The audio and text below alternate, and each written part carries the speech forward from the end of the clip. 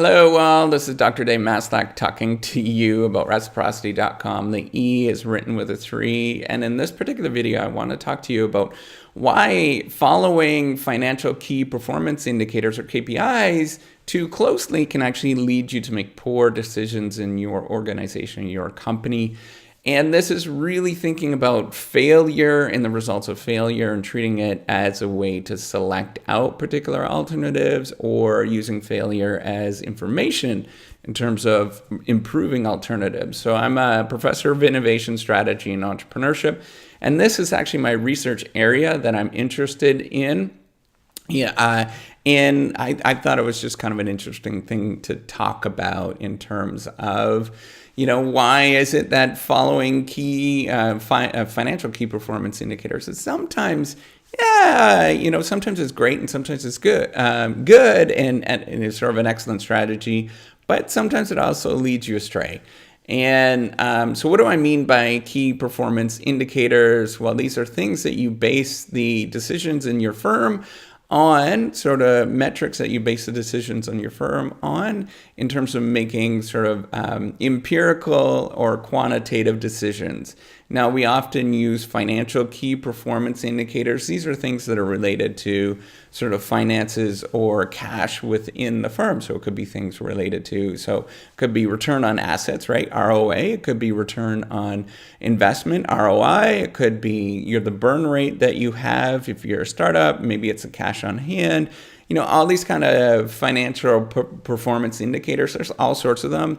I'm not an accountant, so that there's a lot out there that you can use and look at and all that kind of stuff. So basically, the story that we normally use in terms of decision making that we use with key performance indicators or KPIs, particularly the financial key performance indicators, is that we use the rational sort of choice model or rational model in decision making, where we assess the performance of particular alternatives that we chose, and we assess it based on looking at the performance of those alternatives, right? And then we look at the performance of those alternatives, and we use it relative to some sort of reference point that we have, or a predetermined reference point. And then if it's above that reference point, then we consider it a success. And if it's below that reference point, we consider it a failure. So we look to see, this is our target that we are going to achieve in a particular year.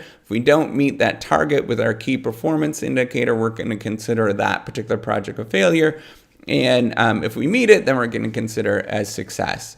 Now, the problem with using financial key performance indicators and using them very, very strictly, and this is really, I'm talking about using it very, very strictly. It's not using it kind of loosely in terms of decision making, but using it very strictly in this, if it doesn't get to this particular point of the target, then we just abandon this altogether, right? So the problem is we have limited information. We often, very, very often have limited information. This might happen a lot more in sort of research and development, but it's because we just the time hasn't ticked long enough before we can actually get information on whether this particular alternative is going to be sound or not, right? So it might take, you might, in 1 year, you might have the financial performance of this thing that you're looking at might be sort of below what you're expecting. But if you wait to year 2, 3, and 4,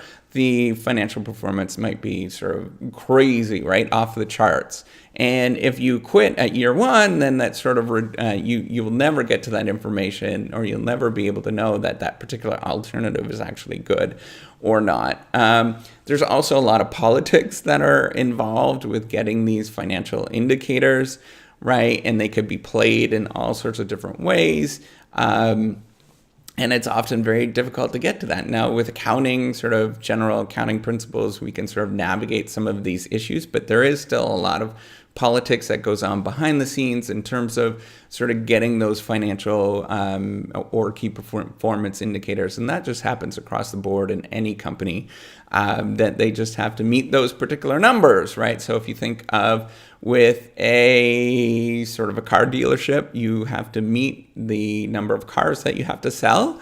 And the salespeople might go out and do all sorts of crazy things to make sure that they sell those cars. It doesn't mean that the performance is actually increased in any sort of way. It's just that they went out and maybe they sold a car to their aunt or sold a car to their uncle. They didn't necessarily go out and dream up a bunch of new customers and expand the business, right? So there could be sort of crazy things that can happen like that. Now, the second problem, and I think this is a little bit more of what I'm interested in, is it doesn't tell you. So once you get that information that that particular alternative is a failure, it doesn't tell you what to do at that moment. There's still a secondary decision that has to be made. The secondary decision is you have to choose whether to select out that poor alternative, right? To actually remove that poor alternative from the thing that you, or the sort of behavior that you've been doing, or choose to fix that poor performing alternative, right? So you can keep it and you can keep working on it, right? So if you have a particular software, for example, reciprocity is one example of that I'm trying to build to sort of help out with my own research program. But it could be anything that you're building. You can actually, so if it's poorly performing, that you can just cancel that particular thing that you're performing and never pursue that again, right? Well, the other thing that you can do is keep working at it and build it up and fix it until it actually becomes, a viable thing. And there are kind of different mindsets that you have to do with both of them, the sort of fixing mindset, and that you're going to continue working at the particular thing or just abandon it and move on to something else. Now, the problem is the abandonment model. So this is kind of more on the selection side, where you're selecting out the failed alternative rather than using it as information to improve the particular alternative that you have, right? So those are the two flip sides of it. One of them is selecting out, and the other one is information from failure.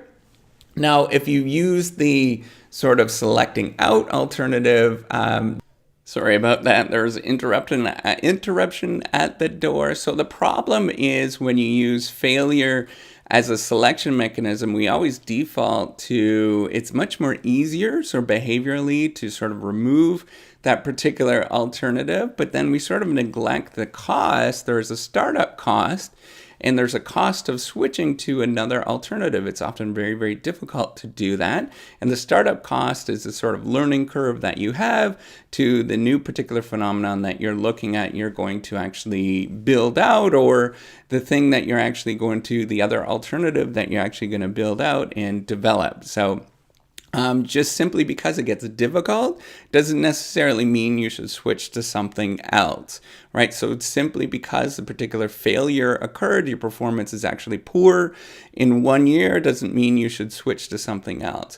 So what you can take away from this with using key performance indicators and financial key performance indicators is that even though the performance is low, or it appears like you're failing in 1 year or the next year, you have to really look at it over a course of a longer period and make sure you have a very good sort of sense that that particular alternative is actually failing before you switch to something else. And the other thing is that you should always use it as a grain of salt in making your decisions. You should also look at other kind of things besides key performance indicators or financial key performance indicators to make your decision to go to a particular thing or to abandon a particular project. You should also sort of really think about whether this actually strategically fits in with what you're doing. Maybe this thing is always going to lose money for you for a while, but it sort of fits with what you're trying to do, and that's totally fine, right? So it strategically makes sense to pursue this sort of failing alternative for a while. Now, you have to make sure that it doesn't cost you a tremendous amount, right? So if you're devoting all your resources to that, that's kind of a poor decision. But if you're diverting some resources to it, it's actually a great idea. So you might look at Google, for example. They pursue all these crazy ideas.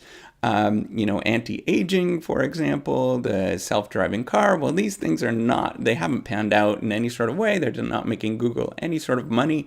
So realistically, but they are really big bets that can actually do a lot of improvement to our life in the long term, and it fits well with what they're doing, so they're going to continue on with this particular alternative that is failing, right? So the key performance indicators, so financial key performance indicators, by all means indicate that those are complete disasters, right? But that it fits with what they're doing, so they're going to continue on with what they're doing.